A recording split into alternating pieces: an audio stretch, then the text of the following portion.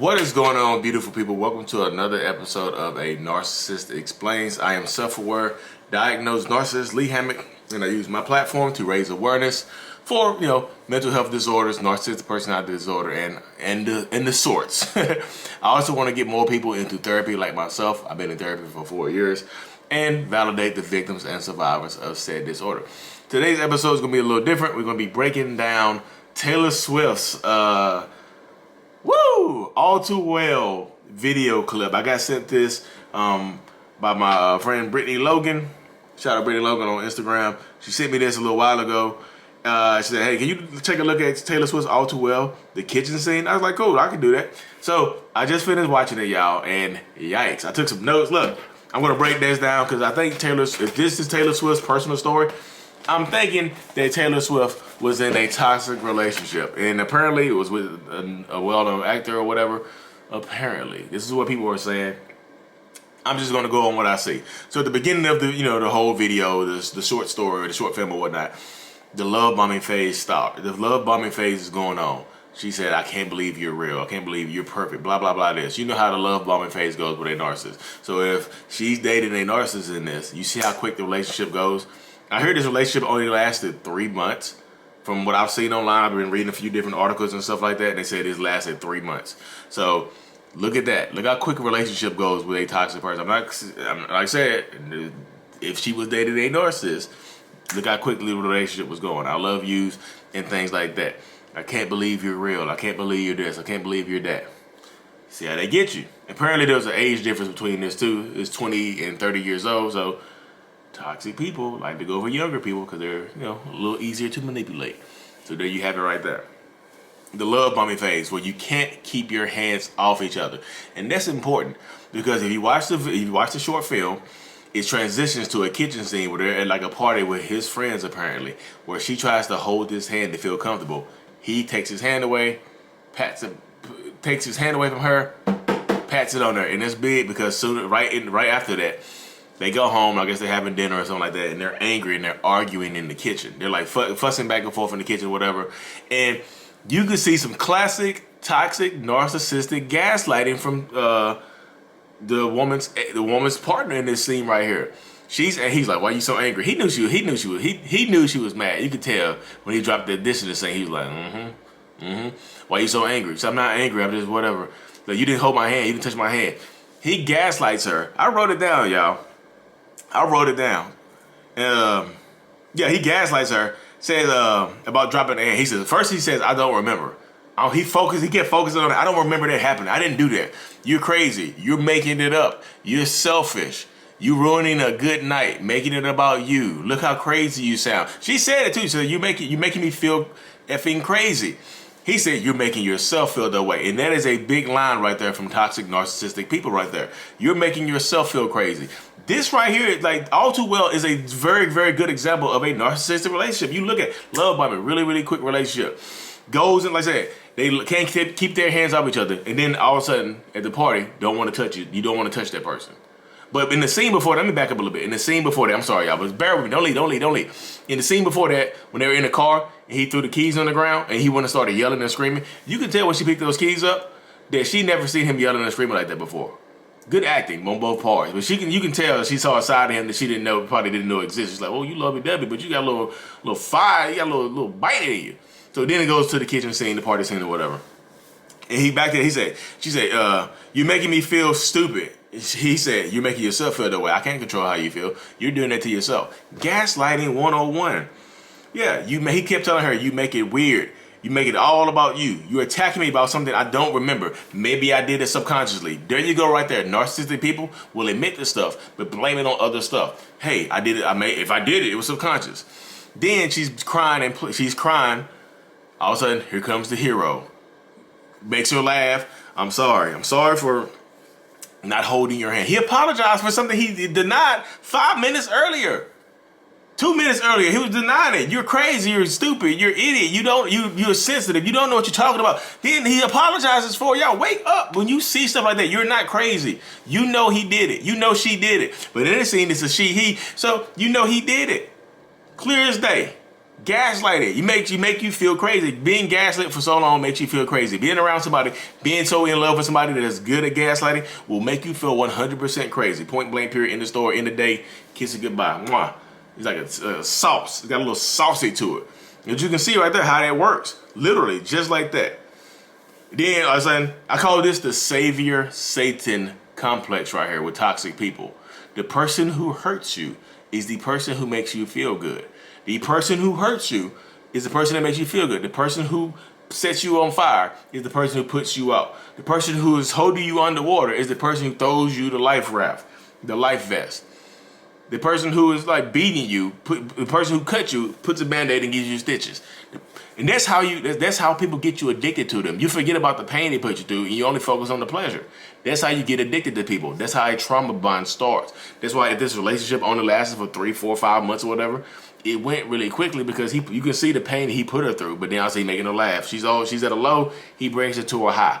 And it seems like this, when stuff like this happens, if you're in a narcissistic relationship, or you have been, or you think you are, when that narcissistic person hurts you, puts you down, makes you cry, and then they heal you, they make you happy and laugh and stuff like that, it would not surprise me if after this scene, if it, in the real life, if they went and did it.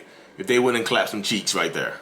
Literally, right after that, because that turns narcissistic people on sometimes.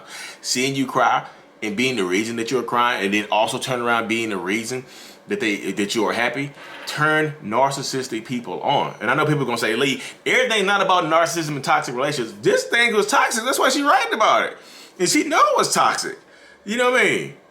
Yeah, right there, yeah, right. She knows it's toxic. You know what I mean? He told her at the end, like, you ruined the night by doing this. Like, we had a great night. I had fun. You came home and ruined it. Now you feel, I'm telling you, this is about a toxic relationship. All too well is toxic. You know what I mean? And then another scene, right before they clap some cheeks or whatever, right before that, she said, your friends were enthralled by you. Of course, narcissistic, toxic people put on a show in front of their friends. Their friends love them a lot of times. Their friends care about them. Their family loves them. Everybody around them loves them and cares about them. And you the only person who sees them for who they really are because you at home with them. The person closest to a narcissist gets treated the worst. Point blank period. You get the brunt of it. Narcissists have limited emotional capacity. So once that tank runs low, if you are the last person, the closest person to them, you get the reserves or you get the fumes. And they take the rest of it out on you. It turns into anger. Yeah. Then he consoles her. Boom, boom, boom. Back to the love bombing. Good times. More good times. More good times. And that's what happens right there, y'all. More good times. Because, like, this is what keeps people in a narcissistic relationship. Because it's not all bad. There are good times, too. Because if it was all bad, it would be easier for people to leave. If it was all bad, you can leave really, really easy. But the good times, you hyper focus on the good times because these people hurt you, put you through some mess. I've done it before too. Put you through mess, and then they are the same ones that save you. They put the fire out. They set you on fire and put you out. You focus on them putting you out. Oh, you saved me, you saved me. I forget who burned me, but go and clap these cheeks. That's literally how it goes right there. You know what I mean? And like I said, I don't know what happened led to the breakup, but the next scene they end up breaking up. You can tell that she's like, don't understand why, but he's like disconnected. And once a toxic, narcissistic person disconnects from you, they are done with you. And I'm not saying the person in this video is a narcissist. I'm just going on the basis that they are. They could not be it might not be a narcissist, could be just be an a-hole, an older person that's ready to move on, whatever. But whatever reason they broke up, she was hot. She was angry. She was furious. And then like a little while passes. The hoover. So so far as what the narcissistic cycle has played out, it went from love bombing to devalue, putting you down, gaslighting you, making you feel worthless, to discard. They get rid of you. The narcissists get rid of you. But then here comes the hoover. They get back together sooner or later. Apparently they get back together because they are still around the same friend groups. They still have the same friends or probably in the same circles, but it doesn't feel the same. It will never go back to being normal, y'all. If you go through a toxic narcissistic relationship, each time you go back, it gets worse. It will never feel the same again. But you're addicted to it. The trauma bond is there. You're addicted to it. Taylor Swift's character, if that's her, she was addicted to this relationship right here. She could not let go because the ups and downs were so ferocious. The ups, the highs and the lows were so ferocious. She was addicted to this person. I don't care how short the relationship is. I've seen 4 or 5 weeks get addicted to people because people know how, if they know how to push your buttons correctly, if they know how to push your buttons in the correct combination, in the right order, they can get you, y'all. They can 100% get you. Let's go next. They get back together because they had the same friend group, but then the final discard happens. they break up for good. There's nothing else going on. They break up for good. It's over and done with. They're not getting back together. But of course, but you see right here, but after the final discard happens, she starts reminiscing and ruminating about the relationship. She starts going back through from the very beginning, probably the first time she got her cheeks clapped or whatever, first time they did it, first time they went to kiss, first time they went for a walk, all the first. Then she also started focusing on the bad times too, because when you super focus and you hyper focus on the good times, it keeps you from moving on from these toxic narcissistic relationships. It just does. It keeps you from moving on from these relationships. It keeps you from moving on. It keeps you from healing. So she's ruminating, but you have to go through it. Of course you're going to ruminate. You were in this relationship for X amount of time. That's a part of your life. You were addicted to this person because of the highs and lows. You were super addicted to this person. You love this person. You care about this person. But now it's over. Forever, the person might have moved on. You might have moved on. If y'all both famous, they might have, got an acting role or a singing job somewhere else. You know what I mean? But the glow up, 13 years later, the glow up. This girl turns into Taylor Swift with red hair, who is... I see you, Taylor. All grown up. I like grown Taylor Swift. 13 years passed, and she had a glow up. She wrote a book about her experiences, and guess what it's called? All Too Well. And the dude was apparently watching the glow up on the outside. But you see, and this is very, very indicative of the narcissistic toxic cycle too. This is very, very indicative of the narcissistic toxic cycle because look how it goes. Because she had a glow up. She rose and she became successful. She continued on her momentous climb to success and to fulfillment and to being better, to a glow up. She became better because when you're in these toxic relationships, a lot of times they hold you back because you're putting so much time, effort, energy into this toxic relationship that you don't focus on yourself. She focused on herself. We know how she did though, but if it's really about Taylor Swift, she wouldn't just focus on herself. She was, she was doing her thug thizzle and still climbing the charts. Do you think, Taylor? I'm a fan. But you see how that goes right there though, y'all.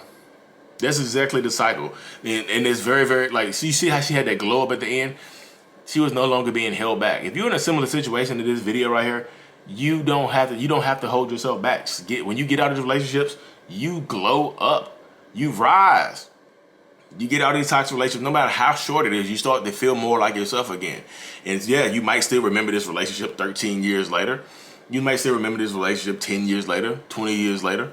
But guess what? You made it past. Look how far you've came. And you probably wouldn't have got this far if you had still been in that relationship. Point blank period. Because a lot of times when I see people on Instagram and social media platforms and stuff like that, and they're pretty popular on social media, but they get into relationships, you can kind of tell their platform changes up and they stop posting as much and they go away. But then they break up, they come right back. I'm just like, continue doing you. Don't hyper focus on the relationship because you'll start to lose yourself. Anyways, y'all, I love the All Too Well short film. That was very, very good, very, very well done, and things like that. If you want to watch the film, if you haven't seen the film, go watch Taylor Swift All Too Well, the short film. It's on YouTube. Thank y'all for tuning in. Mental Illness is out. Peace.